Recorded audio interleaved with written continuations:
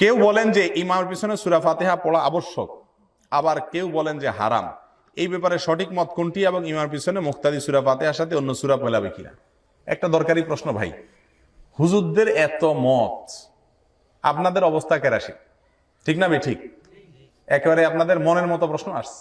এক এক হুজুর এক এক কথা বলে, আমরা যাবোটা কোথায়? এটিএন বাংলা হুজুরে এক ফতোয়া দেয়, চ্যানেল 9 হুজুরে আরেক ফতোয়া দেয়।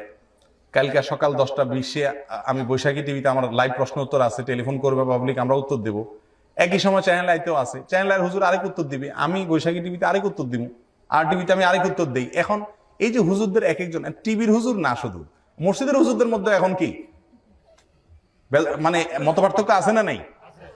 এক মাহফিলে একটা শুনেন, আপনারা কোন দিকে যাবেন?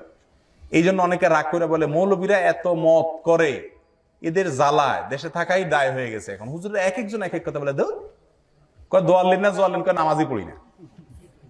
এরকম একটা কথা আছে না নাই সমাজে? আমি বলি এগুলা মরার পরে ছেঁচা চিনেন, ছেঁচা, এই ছেঁচাটা একটু বেশি খাবে এগুলা।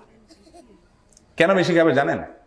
কারণ আপনাদেরকে যেমন জিজ্ঞাসা করি, তেল আমরা যেটা খাবারের তেল খাই না তরকারির সাথে, কোন তেলটা সবচেয়ে ভালো বলেন তো দেখি? রাঁধুনি, তীর, ফ্রেশ, আরো কি কি আছে না, বলেন কোনটা খাঁটি?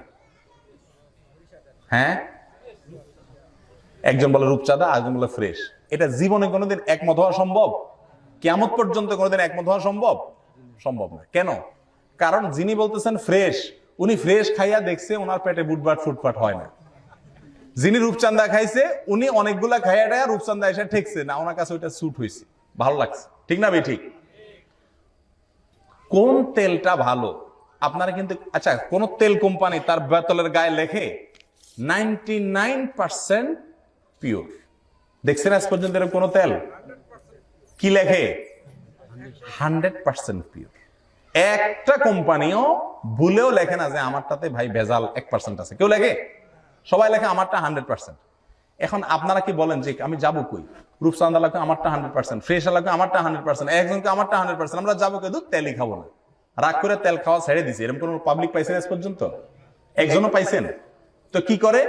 ওই যে বললাম, একদিন রূপচাঁদা খায়, কয়দিন খায়, খাইয়া দেখে কি হাল, এরপরে ফ্রেশের দাম কত, দেখতে কেমন, খাইয়া দেখে কি, এরকম কয়েকটা যাচাই বাছাই করে যেটা বেশি ভালো মনে হয় সেটা সে ব্যবহার করে, ঠিক না বে ঠিক?